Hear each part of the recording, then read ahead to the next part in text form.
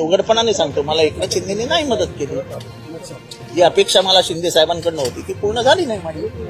मला कोणीही मदत केली नाही. मी एकटा लढलो. एकटा लढून 1 लाखाने जिंकून आलो. मला सगळ्या बाजूनी माझी कोंडी केली. तरी लोकांचं प्रेम होतं. मी केलेल्या कामावरती लोकांचा विश्वास होता आणि म्हणून 1 लाख मतांनी निवडून आलो.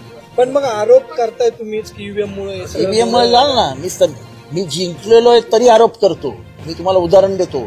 जा पाटणला आणि जा उत्तर कराडमध्ये. बाळासाहेब पाटलांना मतं किती पडली आहेत माहिती आहे तुम्हाला? 90,935. पाटणमध्ये सत्यजित पाटणकरांना मतं किती पडली आहेत माहिती आहे तुम्हाला?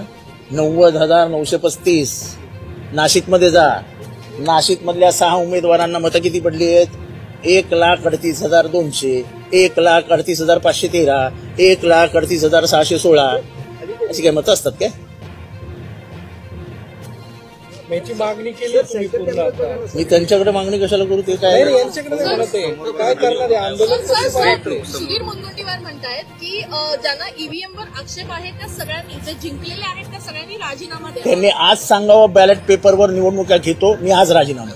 हिंमत असेल तर करावं. चला, त्यांनी आज सांगावं मी बॅलेट पेपरवर आम्ही निवडणुका घेतो. जितेंद्र आव्हाड त्यांची घोषणा झाली, परिपत्रक साईन झालं की त्यांच्या हातातच राजीनामा देऊन घ्या की हाय घ्या आणि जरा कोणते अध्यक्ष म्हणजे काय ते फक्त नाही. पण हे लांबत का चालले आता? 8 दिवस होतील उद्या. अहो, तो प्रश्न एकनाथ शिंदे आणि देवेंद्र फडणवीस यांना विचारा. मी थोडी त्यांच्या पक्षाचा प्रवक्ता आहे. जर महाविकास आघाडीचं सरकार आली असती तर घाई केली असती ना.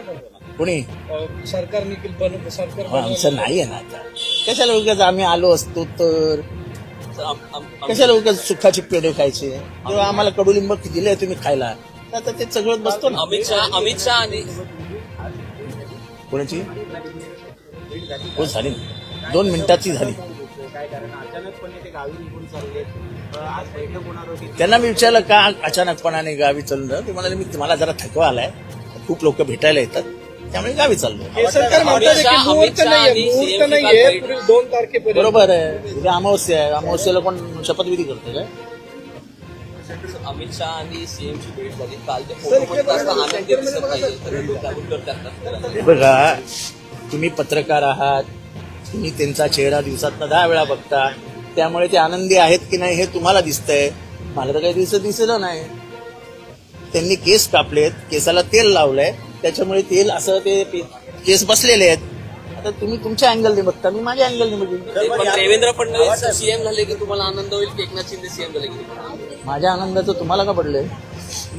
तुम्ही काय काळजी करू नका. मला कशाने आनंद होतोय मला माहिती आहे, पण मी तुम्हाला सांगणार. मुख्यमंत्री महोदय यांची बॉडी लँग्वेज काय वाटते एकंदरीत? तुम्ही आता भेट घेऊन नाही, त्यांची बॉडी लँग्वेज मला काल त्यांची बॉडी लँग्वेज मला बघायला मिळाली नाही, कारण का ते खुर्चीवर बसले होते. आता खुर्चीवर बसल्यावरती बॉडी लँग्वेज दिसत नाही ना, चालताना दिसत. दादाचा आनंद जास्त दिसत होता काल फोटोमध्ये. कोणाचा? दादांचा. त्यांचा आनंद आणि काय दुःखाचं हे मला काय समजत नाही. पण आता उपमुख्यमंत्री तुम्ही म्हटला होता की शिंदे तुम्हाला वेळ देत नाही, तुम्ही अनेकदा वेळ मागून. पण मी दिलेली नाही. मी आज का बोलायला घाबरतो की काय? नाही मला वेळ दिली त्यांनी. गर्दीत भेटायचे, मी काम सांगितलं घाणी जात हे बघ रे काम करून दे, कागद काय? आज मग मन की बात झाली का? आज मनमोकळी चर्चा झाली. संजय राऊतांचं म्हणणं की दादा तुम्हाला वाटतं का? सर, विरोधी पक्षनेता कोण होणार असं सवाल वारंवार विचारला जातो. अमोल मिटकर यांनी काल ट्विट केलं होतं, जंगल में सन्नाटा छाया है, शेर पीछे आएगा. दिल्लीला बैठक सुरू असताना त्यांचे सूचक ट्विट होते. त्यांचा सूचक ट्विट आणि त्याचा अर्थ त्यांना विचारा, मला माहिती. दादा म्हणतात की लोक म्हणतात दादा परत उपमुख्यमंत्रीच राहणार. वाटतं तुम्हाला उपमुख्यमंत्री? अहो, ते काय राहणार आहे मला काय माहिती. त्याचे 135 आहे, त्याचा मुख्यमंत्री होणार आहे. हे लोकशाहीतलं साधं गणित आहे. पण मग त्यांची इच्छा. सर, तुम्ही म्हणत आहात की ईव्हीएम मध्ये घोळ करण्यात आलाय. तुमच्या मतदारसंघात हा घोळ करण्यात नाही आला का? किंवा तुम्ही काय थांबवण्याचा प्रयत्न केला का यासाठी? माझ्या पद्धतीने मी थांबवण्याचा प्रयत्न केलेला आहे.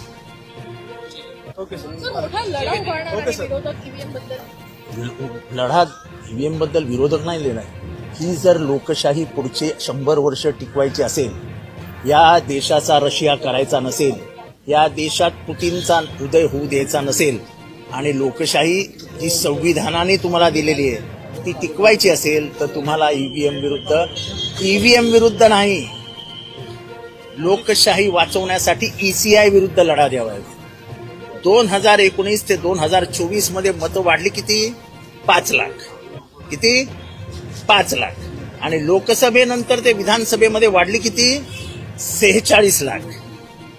किती? म्हणजे 5 वर्षात 5 लाख आणि 4 महिन्यात 46 लाख. 800 पट मतं वाढली. हे कधी शक्य असते का?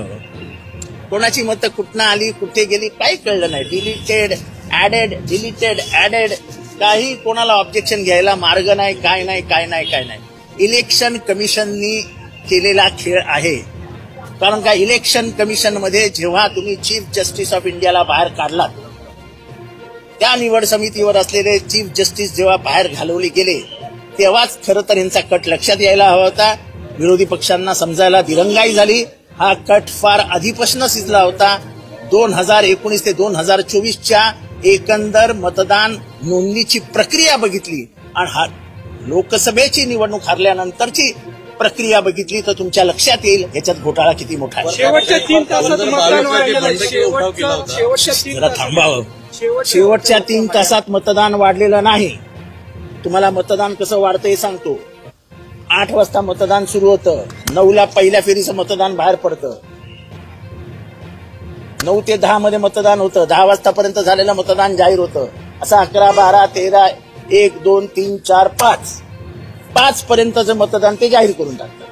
आणि 5 ते 6चं मतदान ते असतं. ते साधारण 7 वाजेस्तो त्यांनी जाहीर करावं असं अपेक्षा आहे आणि नेहमी तसं घडत आलेलं आहे.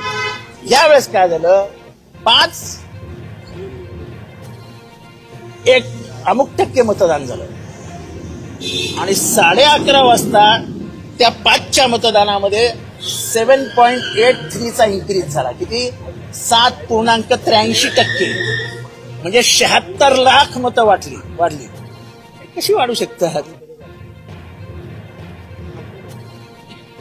7 तास तुम्हाला लागतात कशाला? फक्त 5 ते 6 मध्ये किती मतदान झालं याची टक्केवारी मोजायची होती तर तुम्हाला 5 ते 6 मध्ये झालेल्या 1 तासाची मतदानाची टक्केवारी सगळी गणित मांडायला 7 तास लागले कशाला? पण काही निकाल धक्कादायक आहे. किती तर शक्य नव्हते की हे. मी सांगितलं तुम्हाला. असे किती मतदारसंघ सांगू? किती ते मतदान एक आहे. मी तुम्हाला कराड उत्तर आणि सत्यजित पाटणकर आणि बाळासाहेब पाटलांचं मतदान सांगितलं. 90,935, 90,935. ते अशक्य आहे. नाशिकमध्ये 6 मतदारसंघ असे आहेत. 1,38,000 एवढी मतं, 1,38,000 एवढी मतं, 1,38,000 हे मतं कॉमन आहेत.